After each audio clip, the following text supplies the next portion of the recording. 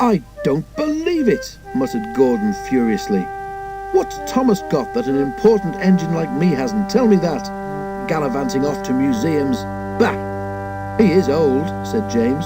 "If the Fat Controller says he can be a museum piece, why should we worry?" "It's not fair, though," grumbled Henry.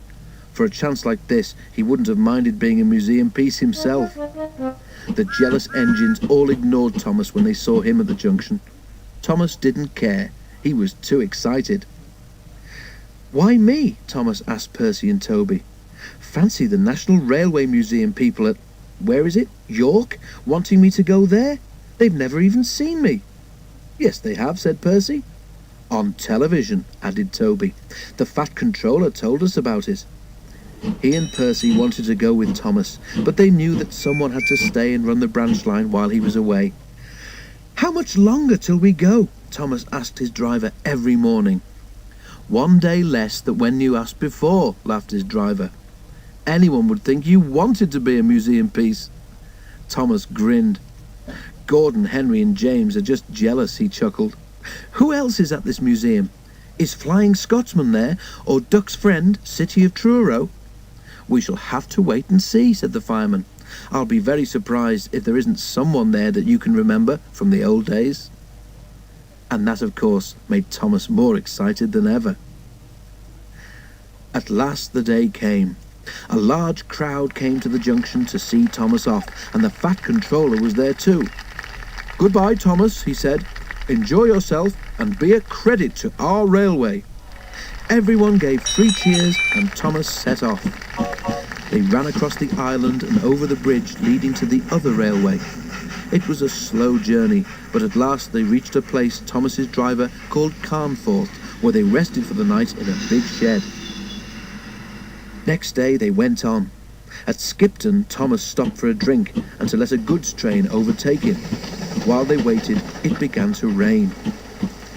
In a signal box a little way ahead, the signalman opened his level crossing gates for Thomas and set his signals to clear.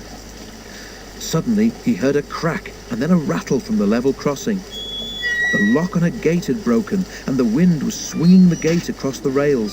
Steam appeared above the trees as Thomas drew near.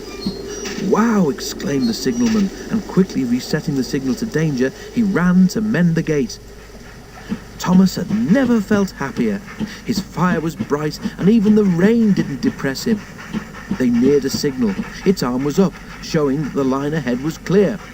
Away we go, puffed Thomas happily. He was just passing the signal when he heard a clang as the signal arm fell to danger. "Whoa, Thomas!" cried the driver, and put the brakes hard on. "What?" Thomas began. But then he saw, just in front, a heavy level crossing gate swinging towards him across the line. The signalman tried to stop it, but the gate was wet and it slipped from his hand.